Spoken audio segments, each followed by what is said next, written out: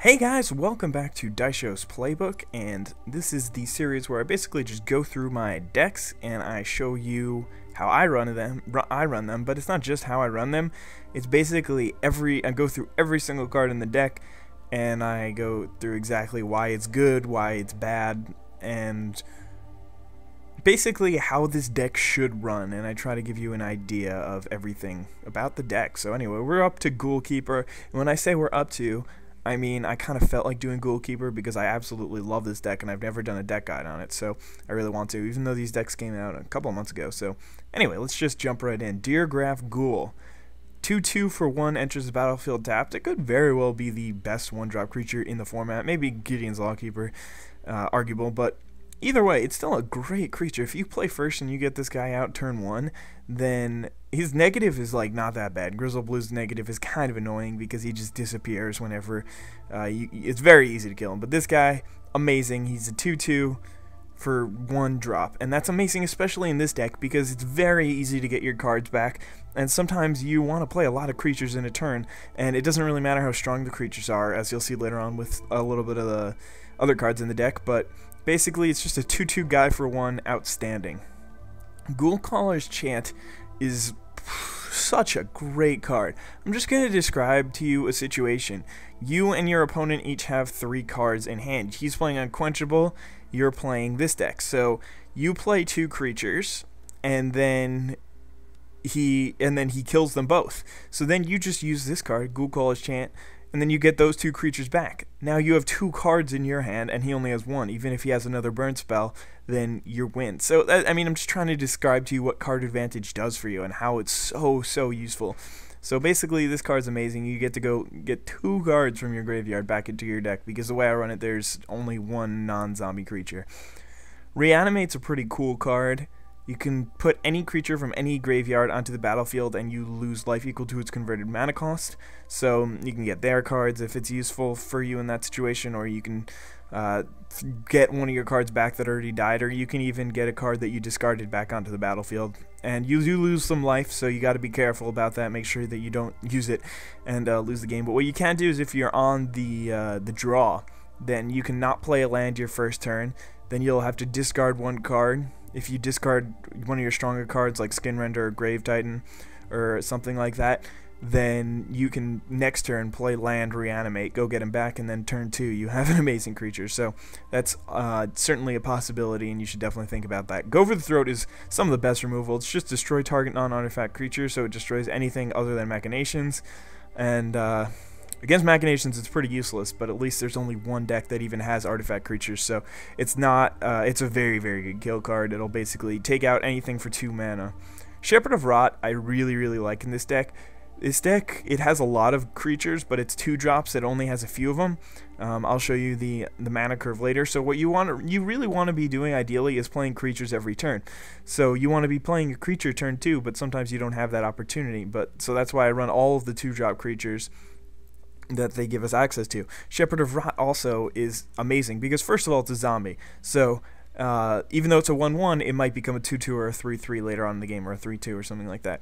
So that is the first thing. Second of all, this card is an amazing win condition. You can just play this card, and basically if you've got like 4 guys on the battlefield, then you just wait until his end step, tap him, and then tap him again, and then you've just done 8 damage. So you got to definitely be careful with him because he could wrecks you just as much as your opponent. So you have to make sure that you're winning and that you're in control of the game. Like, if you're gonna do this, if you're gonna use this card as a last resort and get yourself down to 2 life against like Cloudburst or something like that, then you should definitely be careful because they could just shock you in the face, and then you could draw or lose or whatever. Stormcloud Crusader is amazing. This card is one of the best. I mean, not one of the best cards in the deck. I can't say that, but it's a very useful card. It's got protection from white. Knights are rampant these days. Although, I mean, to be honest, I really have to say I haven't run into so much Knights. I mean, everybody knows that the Knights are very good, and I still think that it's the best deck, even though some people are like, well, this deck can beat it, this deck can beat it. I think it's very consistent, and it's very powerful. I'll probably do that as my next playbook. But anyway, Stormcloud Crusader, protection from white. It can fly if you need it to. It can get stronger if you need it to. It's just amazing. It's a zombie. It gets pumped by other zombies, and it's a 2-drop, so it just makes me super, super happy. Walking Corpse isn't bad. Again, it's just a 2/2 guy, but the reason he's in the deck is because I want to lay a guy turn 2, and I also want to. He's just gonna get bigger. We're about to get into that section of the deck. Alright, so Cemetery Reaper, other zombies you control get +1/+1. That's the best part. His other ability is kind of cool. Exile target creature card from your graveyard, put a 2/2 black zombie creature token onto the battlefield. So you want to make sure that you're not, like, going to be able to bring that guy back, because a lot of the time you can just go get your guys back from the graveyard and then play them again. So Cemetery Reaper is sometimes useful, sometimes not useful, but you definitely don't want to like get rid of, for instance, Death Baron, because there's definitely a good chance you'll get it back. I'll show you all the cards. So far we've already seen 2 Ghoulkeeper chance, and then we'll see some more here. But anyway, this is a great card. It makes your other zombies bigger, makes them a lot more, like, it makes this guy, Deergraph Ghoul, into a 1-drop 3/3. So, I mean, just that alone is amazing, and that's definitely worth running. For a 3-drop, that's great. Death Baron is just like, you know what, I know +1/+1 is good, but I'm going to give you +1/+1 and Death Touch. That's just, it's crazy. It's just ridiculous. It's ridiculous that they put a card like that in the deck. I think it's almost as good as Night Exemplar. Not quite, and they only give you 1 of them.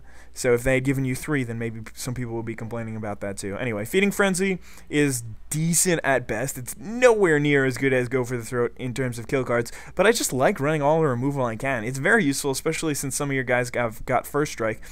So you'll be able to get rid of them that way. It'll kill most knights really quickly, but it just gives a target creature -X -X is the number of zombies on the battlefield. You're going to have at least 3 or 4 zombies on the battlefield. And it's a late game kill card, but it's still definitely worth running in my opinion. I don't know, you can argue with me that it's not. It's definitely one of the borderline cards, but I like running as much removal as I can as long as it's still useful. Ghoul Raiser is actually one of the best cards in the deck, because you play this guy and then you go get a guy back. So you get this 2/2 zombie who gets benefits from this guy, plus he goes to get someone back. So obviously you play Death Baron and they're like, alright, whatever. Lightning Helix, kill it, get rid of it, get him out of here. And then you're like, oh shucks, next turn Ghoul Raiser, go get it back, then play it the next turn. It's crazy. And I know it's a return a zombie card at random, but it's still, like, chances are you're not going to have that many zombies in your graveyard because you're going to keep getting them back. This is another way to get them back, and then there's one more way. So you've seen Reanimate, 2 Ghoulkeeper's chance, 2 Ghoul Raisers, and then there's going to be one more soon enough. But Lord of the Undead is another one. I even forgot about him.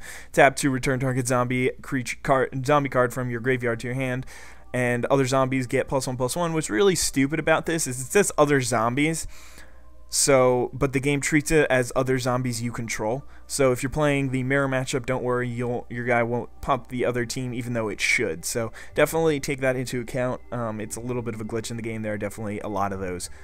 Sanguine Guard. This guy is pretty decent. He's got First Strike and Regenerate. Makes him an amazing blocker. If you get Death Baron out, then he's got First Strike and Death Touch, which literally makes him an invincible blocker. Unless the other guy also has First Strike. But then you're just like, regenerate him. So even this guy survives even longer. It's basically impossible to get rid of these guys. You're like, finally, I killed him. He didn't regenerate. And then the next turn, there's like Ghoulkeeper's chant, play him again. Whatever. No big deal. Zombie Defiler, I mean, it's confusing. I haven't run him for a while, but it's so worth it to run this guy. Once you get enough lands out, then what you can do is you play this guy and you get your zombies. Then you swing in with him. He doesn't want to take 2 damage. He blocks. You go get him back. You play him again. A Regenerate is really useless. I kind of wish it had something better than that, a better ability, but I mean, Regenerate's not bad. If you need it, then you can use him. But in general, you want this creature to die so you can go play him again. And then that basically just makes you win the game. So definitely a really good card because it helps you get other cards, gives you card advantage. There's so many cards in this deck that just give you card advantage. This guy gives you basically unlimited card advantage. Your creatures die, you get them back. You don't have to spend any cards to do that. Ghoul Raiser gives you another card. Fading Frenzy doesn't, but Cemetery Reaper gets rid of a card that's already been used and makes another creature out of it. So, and then of course there is Ghoulkeeper's Chant, which I mentioned before, which it gets you 2 different cards. So card advantage, a lot of aggro creatures, a lot of pumping creatures. We're not done yet though. Moan of the Unhallowed is again, more card advantage. You play this one card and you get 2 creatures. Your creatures can block 2 individual of their creatures, and then you've gained 1 card. So it's just an amazing card. And then not only that, it's got flashback for 7. If you manage to get to 7 lands, then obviously the game is at a standoff, and you just want to be chump. You're probably going to need chump blockers. This gives you 2 more chump blockers. It's very, very useful. Skin Render is amazing in this. It's just so good. When it enters the battlefield, put 3 -1/-1 counters on target creature. What you have to note is that you don't have an option. You have to put the 3 counters on someone. If you're playing against a mono white deck, either March to War or Wielding Steel, they're going to have Brave the Elements, so you need to be wary of that. If they play Brave the Elements and gives it pro black, then your Skin Render is not only useless, it's actually a bad thing, because then you have to kill one of your own guys. I would recommend killing Skin Render, because then you could just go get it back. That's another really interesting thing about Skin Render, is you want him in the graveyard more than you want him on the battlefield. He's a 3/3, and he can be better. He can be a 4/4, 5/4, whatever. But you want him to come into the battlefield, kill someone, they swing in, you block and trade, so then he's killed 2 guys already, and then you go get him back, kill another 2 guys, repeat, you know, the usual. Soulless one is pretty good. He's very, very powerful, especially because, like, he's even if they kill your zombies, he's still strong. That's one major problem with Heedless one. But Soulless one, he doesn't have the bad part is he doesn't have trample. He doesn't have flying like Grovigan Mist or Heedless one. So that's annoying. So, and he's a 4-drop, so I mean, he's good, but they're just going to chump block him. So I definitely still would recommend running him. He's a very good card. That's why I run 2 of them. But I can't run all 3. I'll show you the cards that I took out later. But I only run 2 of them because I'll show you the mana curve in 1 second. But first, we're going to go to Undead War Chief. Zombie spells you cast cost 1 less. Zombie spells you cast cost 1 less to cast. Zombie creatures you control get +2/+1. So he's really a 4-cost 3/2 because he is a zombie himself. And he just makes your guys cheaper. Amazing card. 4 cost, which is a little high, but for a Lord you want him to be 3 costs usually. But he makes your guys go crazy, and he makes them cheaper too. So amazing card to get towards the end of the game. You can just obviously go get him back if they kill it, so it's not even a big deal on that part. Call to the Grave is awesome. It's Woebringer Demon, but I mean, it doesn't have the 4/4 flyer, but you don't have to sacrifice any creatures. There's one creature that I run that's a zombie, and basically, if you've got Call to the Grave, then you've already won. You just play this card, you just have to last a couple more turns, and they can't do anything about it. They can't play creatures. Literally, their creatures die every turn. And then there's Cruel Revival, which is really an amazing card. It's instant, kill anyone except for the mirror matchup. Anyone. And then that creature can't be regenerated, by the way. I didn't even realize that until now. This kills it kills, who does it kill? It kills Cudgel Troll, kills Batman. It just murders people. And then you can choose a card from your graveyard to bring back to your hand. Gives you card advantage. 5 cost is a lot, but for a kill spell, but it is instant at least, thank God. It's instant, unlike the Night deck, which doesn't even have instant removal, so that's annoying. And then there's Grave Titan. You guys have seen Grave Titan before. 6/6 Death Touch for 6. Amazing. Ability gives you guys, when it comes into the battlefield, end attacks. That's pretty amazing. So now let's go to the mana curve. Obviously, in no 0 cost, there's very, very few in the format, but it's such a nice mana curve. Technically, I would rather have a couple of more 1-drops, not a lot more, but it's amazing that it's 1, 2, and 3 are basically the same. 4 is a little less, basically the same. Then it slows down to 5, and there's only 1 6-drop. So it really just works out really amazingly. You're going to be able to hopefully play a creature turn 2. You've got 6 creatures turn 2 that you can play, so there's a good chance that you'll get one of those in your starting hand. You'll be able to play him turn 2, so that's definitely why I run it. Now let's go into the cards that we don't run. Death Greeter is an interesting card, and it's really cool for the deck because basically there's a whole way to run this deck where your creatures die and then they come back. To be honest, this would be way better in Dark Heavens, but they don't run it, so what can I say? Anyway, he's not a zombie, so I can't run him. If he was a zombie, I would think about running him, especially since he's a 1-drop and a very, very few 1-drops, so not going to run him, though. Cellar Door is pretty cool because it's a 2-drop, and then it's 3 to tap. Target player puts a card on the bottom of his library. If it's a creature card, put a 2/2 zombie onto the battlefield. So you just do it to your own deck, and then you get first of all, if you get a creature card, then you get to put it on the battlefield. Second of all, you can use one of your spells, which helps you get cards back to your hand with this card. So you somehow get Cemetery Reaper on the bottom of your library, and then you tap this card, and it's awesome for you. It just makes it amazing. One thing to note, if you are going to run this card, and you're also running Grave Defiler, if you don't draw any cards with Grave Defiler, or if you only get one zombie, then that means that there are 3 zombies on the, or I mean there are 3 or 4 non-zombies on the bottom of your library, so Cellar Door is pretty much going to be useless. But the reason why I don't run this card is because I never find myself with extra mana. I pretty much always have to use all my mana, so I don't like to run this card. If you find that towards the middle or the end of the game you just have no cards in hand, nothing to do, then put in Cellar Door, because it's just basically a way to use your mana in an efficient way. Warpath Ghoulkeeper kind of wanted to run, but there's just too many good 3-drops that I don't even need him. He's a 3/2 for 3, so it's not very good. Aviator Ghoul is another pretty good card. It's a 4-cost 3/2 first strike, and it's got a pretty nice ability.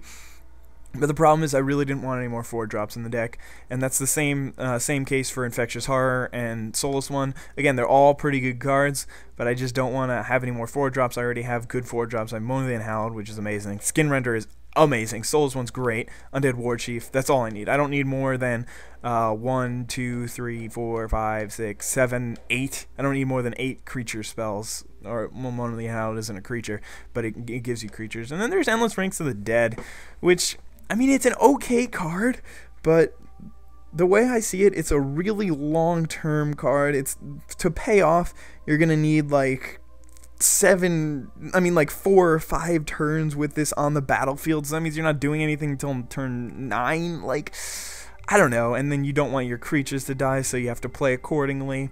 I really don't like this card. I mean, I don't hate it. It gives you 2/2 zombies for free, so that's really nice, but I don't know, it's just not as quick. I want this deck to be running really quickly and killing them pretty quickly. So I don't run that card. I don't run Beacon of Unrest because I can't really find anything to take out, to be honest. It's a pretty good card. You can get any creature or artifact from either graveyard onto the battlefield, and then it gets shuffled back into your library so you can use it again.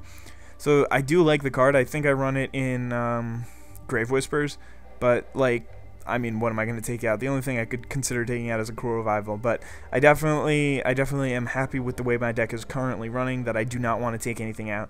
And then there's just a whole bunch of gigantic creatures that aren't even, like, good. All these guys are not good. 6 guys. It's too bad that they couldn't give us anything cool instead of these cards, but then maybe this deck would be too powerful. So they do not give us any of the, all these cards are terrible. I wouldn't run any of them, especially this guy. 5 cost 4/3, like at least get the 5 cost 5/3. Seriously, guys? Come on. You can do better than that. But, I mean, if you really want to run a big creature, then it's not the worst thing in the world, because these guys are going to get bigger. So, even though right now it's a 5 cost 4/5, it could really be a 5 cost 6/7, which is pretty nice, so, with Death Touch or something like that. Phage the Untouchable is hilarious. Basically, don't reanimate him. That's just the worst thing to do. A, don't do that. B, it has Death Touch. It's a 4/4, and C, it has Death Touch with not regeneratable, I guess. I don't know. And if it gets in, then you win. But it's an 8-drop, so just forget about it. You're never gonna play it. Same with Army of the Damned. One time I was actually really hilarious. My opponent played Army of the Damned against me, and all of his creatures came in tapped, and then I was able to win the game the next turn. If he had untapped, then I definitely would have lost the game. But definitely note that all of these creatures come onto the battlefield tapped, and it's hilarious. It's also got flashback for 10, so you just play 2 more lands, and you're like, hey, 26 zombies, what up? But again, if you get to 8 lands and you play this guy, you win, but it's not worth it. I definitely don't think it's worth it. So anyway, I am going to get a gameplay right now, and hope you guys have enjoyed thus far, and I'll see you soon. Bye. Welcome back, guys. I am Daisho, and I am here bringing you the gameplay for Ghoulkeeper's Daisho's Playbook. Ghoulkeeper's Playbook or something. This hand isn't great. To be honest, I'm really not happy about it. If I had played first, I would be happy about it, but I don't have a play until turn 4.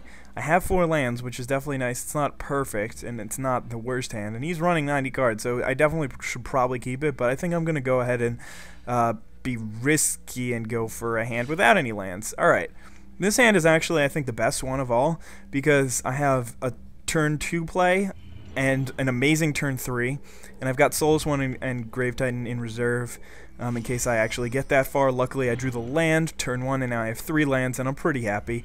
All I missed out was my card advantage that I get for going second, but it's not the worst thing in the world. He's playing March to War, and I've got Stormgull Crusader, so I'm basically good to go on that front. There's pretty much no way for him to remove this guard, except for Mass Calcify, I think. That's literally the only way.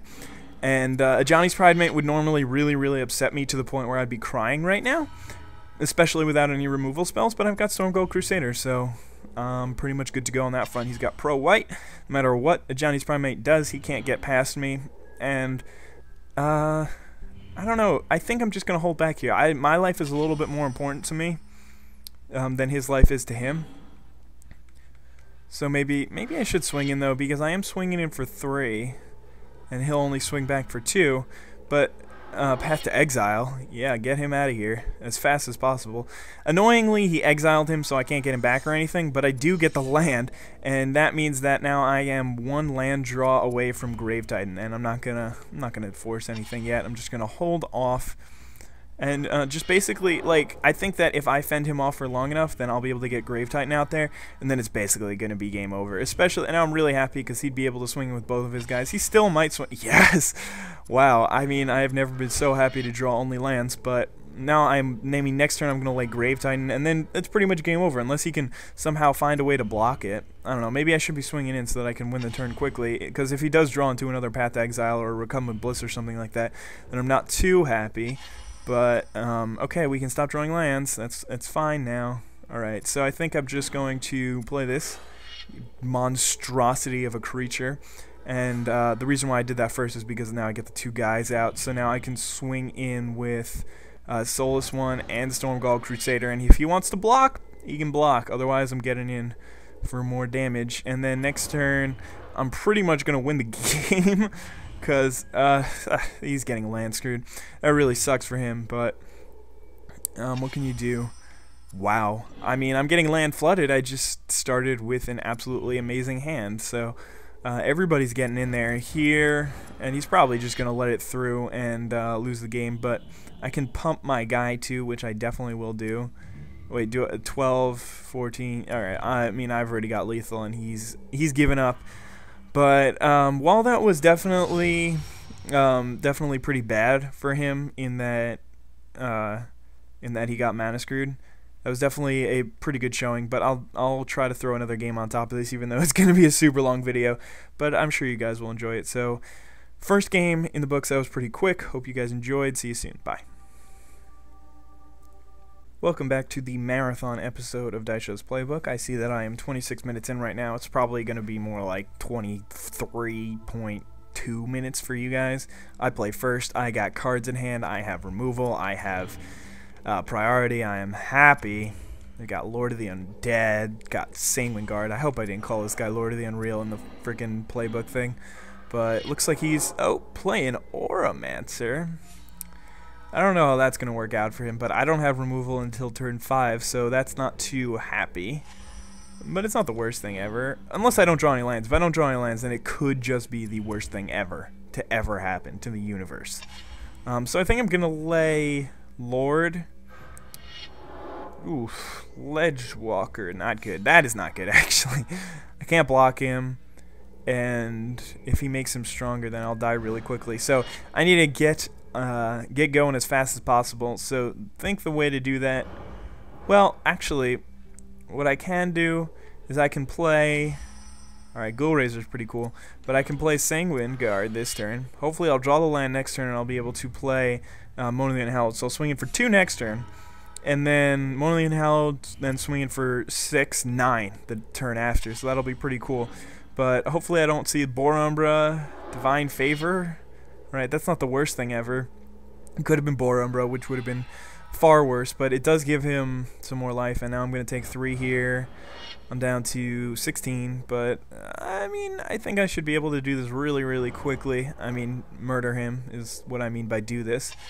Thank you, land. That is very useful. Swinging in for 2 here, and he has got no removal, so he can't get rid of Lord of the Undead or anything, but This is going to be good because I'm going to get some guys out there. So it's really not too great for me this game because I've got Ghoulkeeper's Chant, which enables me to get stuff back, and I really don't think he's going to do much killing of my creatures.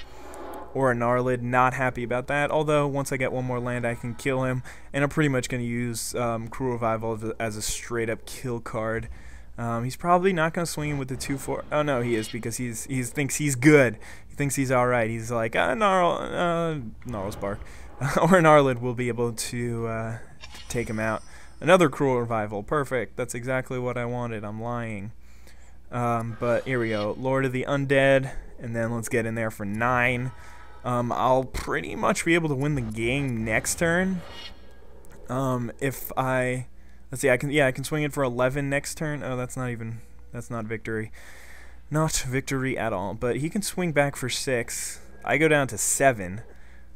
And hopefully in this beating of face off, I'll end up winning.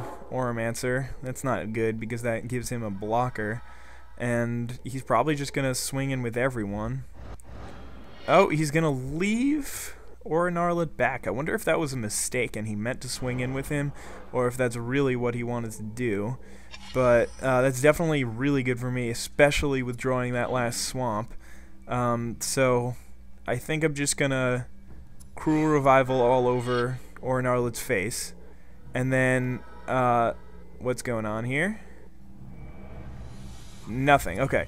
And then I'm gonna swing in for another 9. He's probably gonna block one of the 3s, and then he's gonna take 6. And now I'm in good shape to win this game next turn, unless he holds back, which is basically what he's got to do. And even if he does, all right, so that's not a big deal because I can just kill that with my other Cruel Revival. And that's pretty much going to be game. Even if he doesn't swing in here, I think I can just swing in with everyone else.